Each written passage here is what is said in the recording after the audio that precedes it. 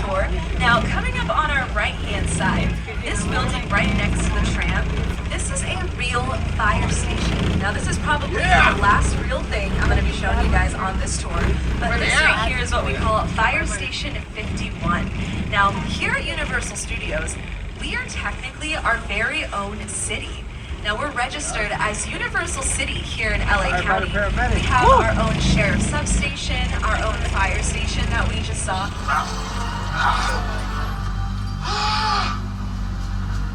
Oh, you're done now. Great. Beautiful. Now, if I have any Back to the Future fans on board, you guys are going to want to get your cameras ready because we are now making our way into what we call our courthouse square. Now, over on our left-hand side as we turn the corner, you guys are actually looking at the original Clockhouse Tower from the film. Now, right now, it is currently set up as the high school for our TED prequel series, but that right there is the original Clockhouse Tower. Now, to see how we transform Courthouse Square into Hill Valley, go ahead and take a look at your screens. It was actually the backlot of Courthouse Square that inspired the entire climax of Back to the Future. I had scenes up in the clock tower on that lead. Here at Universal. Now, this right here is what we call our New York Street, and it is so long that the crew from American Ninja Warrior will actually come in and construct their entire obstacle course here on the street that we're currently driving on.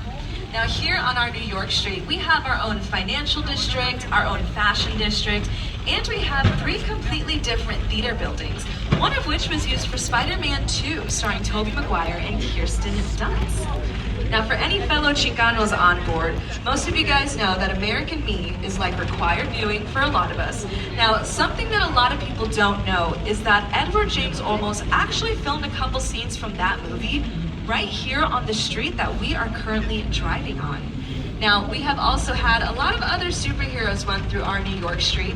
They filmed The Amazing Spider-Man starring Andrew Garfield, as well as Captain America, the First Avenger starring Chris Evans. These were the streets of Brooklyn. My fellow Chris Evans fan, I heard you back there. Now, these are the streets of Brooklyn for that movie. So if you go back and watch that scene right after he gets the super serum and is running through the streets of Brooklyn chasing the Hydra agent, that was filmed right here on our lot. Here to the left-hand side was where Peter Parker misses MJ's performance right there in front of that Lyric Theater. Now, we are going to be saying goodbye to our concrete jungle. I'm not supposed to be here. Now, as we enter the good place, my friends, if you guys look over to the left-hand side, this grassy courtyard here to our left that's below us, this right here is where Ted Danson welcomes everyone in the orientation to the afterlife in the very first episode of our show. And now on our screens right now, that is a scene from the TV show. Now that same building with the yogurt on top and all of the red umbrellas in front of it, that is actually coming up. It's right in front of us at the top of this hill. Now, as Davey turns the corner, it'll be on your left-hand side so you guys can get a nice up-close look at it.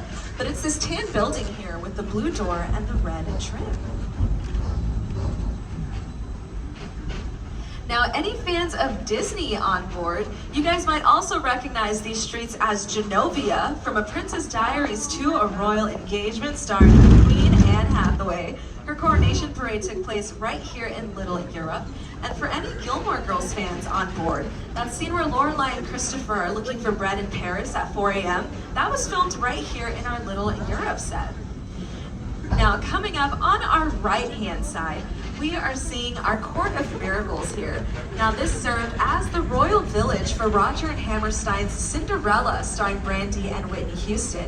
But this right here is most famously known as the birthplace for all of our classic monster movies. Now, every production studio here in Hollywood is most well known for a certain type of film. Now, here at Universal, we are famous for our classic monster movies. Now, those movies that we made back in the 1920s were the films that actually got our studio through the Great Depression. Now, all of those classic monster films, all filmed right here in the same set over on our right-hand side. Now, we filmed movies with amazing actors like Bela Lugosi as Dracula, Boris Karloff as Frankenstein's monster, the Wolfman, the Invisible Man, the Mummy, all of them filmed right here inside of our Little Europe sets. Now, my friends, we do have a surprise for you. While we have our Amity police folk in the water on the right-hand side. All right, okay, my friends in car 1 see a shark in the water. All right, we're gonna be okay, guys, do not worry. Oh, guys, look, my buddy George is right there in the water. He's got this, guys, don't worry. Everyone say hi, George. Oh, okay, all right, everyone say bye, George. Oh, okay, kids, turn your eyes away. All right, well, if anyone on board has any scuba diving experience, we have a brand new job opening here at Amity Police. All right, well, we're gonna move behind these flammable gasoline tanks because that seems safe. Okay, everyone, you guys are gonna be our lookouts, okay? If you see anything fishy on the right-hand side of the tram, please let us know.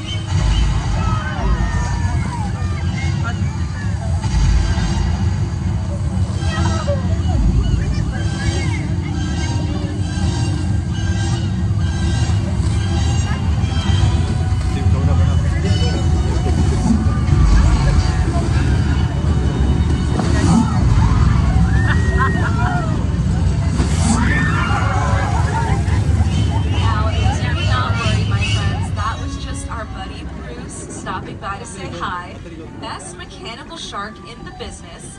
Only shark in the world who can swim backwards. Look at that talented boy go. Now, even though our shark here on the lot is amazing, the original shark used on the set of Jaws was a total diva. Now, on the first day of filming, he actually sunk to the bottom of the Atlantic Ocean, pushing production back almost 7 months. Now, Jaws was originally supposed to be released in December, but it was pushed back to be released in the middle of summer, making Jaws the first summer blockbuster in cinematic history. Now, those of us who live in LA know that we get summer basically all the time. Seasons, we barely know her. It probably rains like 5 days out of the year. It's so chaotic. No one knows how to drive. It's very hectic. Now, that usually means that we have to create our own weather here on our lot. Now, if you guys look over to the left-hand side, Davey and I are gonna show you guys just how we do that here on our lot. Now, coming up on our left-hand side, this right here is part of what we call our Old Mexico sets. Now, in order to make our rain effects here, all we have to do is put sprinklers at the top of these very tall poles. We shoot the water up into the sky, and we let it fall down naturally, the way rain usually does. Now, we add in some strobe lighting to make it look like lightning. We also add some rumbling to building. Dolly Parton sang her heart out here in the best little whorehouse in Texas, and this was also the home for Rob Zombie's House of 1,000 Corpses. Now, to our left, we're getting a nice glimpse at our Colonial Street here. Now, this street was most famously known as Wisteria Lane, as it was called for 12 seasons of the ABC sitcom fuel-efficient vehicles from our Flintstones movie. Now, these are right next to some of our Fast and Furious franchise vehicles. And for any fellow Transformers fans, over on the left, we also have our Bumblebee and Barricade picture cars here from Michael Bay's Transformers films.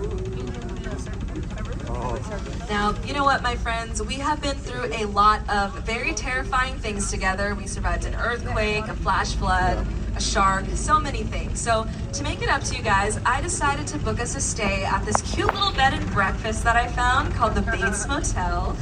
Now, I'm gonna be honest, guys, the reviews were not awesome, but it was the cheapest thing I could find, and apparently it's owned by a mom and her son, so we're supporting a small family business. Shop local, we love to see it. Now, they did say that we had to check in at the very creepy house at the top of that hill, so we're just gonna go move past this very festive and wonderful Hollywood sign. I'm sure nothing bad can go wrong in a place as jolly as this. Now, any fans of Alfred Hitchcock, you guys might recognize the Bates Motel and the house here on the left as the original Psycho house. Now, see if any of you guys can catch Mother hanging out in her rocking chair in the second-story window. Oh, and it looks like we don't have to be worried about Mother, folks. It looks like we have Norman Bates right there in the shadows. Okay, nobody waved to him. It looks like he's angry. Okay, oh, and he has a knife. Okay, Davey, we're just gonna go ahead and move on. We already lost car 5. We can't afford to lose anyone else. All right, awesome. awesome. Love that. All right, well, I'm glad he didn't kill any of you guys. That would have been a lot of paperwork for Davey and I to fill out. Now, we are currently making our way through one of the largest standing sets here in Hollywood. Now, this right here is the original crash site set from Steven Spielberg's film War of the Worlds, starring Tom Cruise and Dakota Fanning. Now, the plane that's here on the left, this is actually a real airplane. Now, the crew bought this from a decommissioned plane graveyard for $60,000, which seemed like a steal, secondhand, thrifting, we love it. But it cost over $200,000 just to transport the plane onto the lot, which, always the shipping and handling, where they get you folks. Now, here to tell us a little bit more about this iconic set is art director Rick Carter and director Steven Spielberg.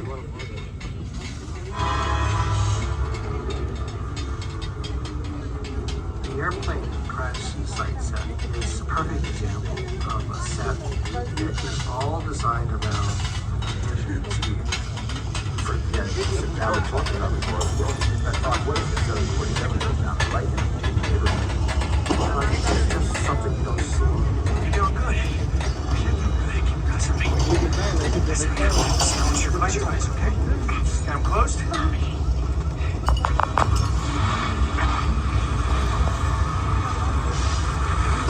Robbie, get in.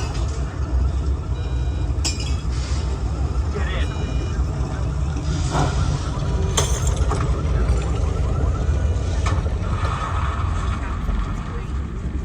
Now, we have collaborated with a lot of amazing directors here at Universal, like Steven Spielberg, but most recently we've had the chance to partner up with Academy Award winner Jordan Peele.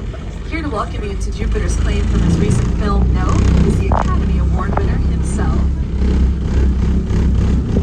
Movie magic only happens when a team of collaborators, often in the hundreds, work together to take an impossible notion and bring it to life. This is Jupiter's Claim, a nostalgic, small-time Southern California amusement park owned by former child star Ricky Juke Park.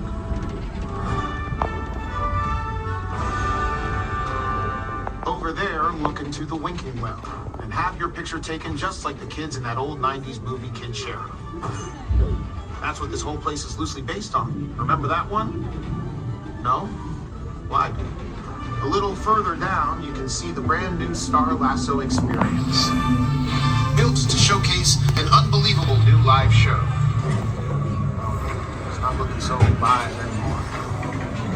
Anyway, behind this Hollywood fantasy of a gold rush frontier town lies a sinister secret. It is smack dab in the center of a UFO hotspot. Welcome to the world of no.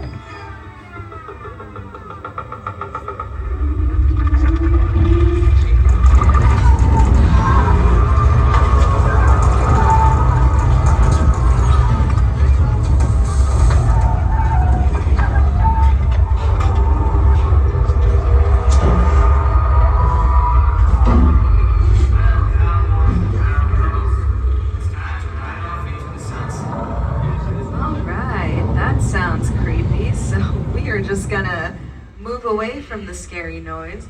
Now, everything that you guys just saw right here around the tram was all used in the film No. So those are all props and set pieces that were used by Daniel Kaluuya, Kiki Palmer, and Stephen Yun. Now, while we were hanging out in there, my friends, Davey and I got a message from our buddy Luke Hobbs over at the FBI. Now, he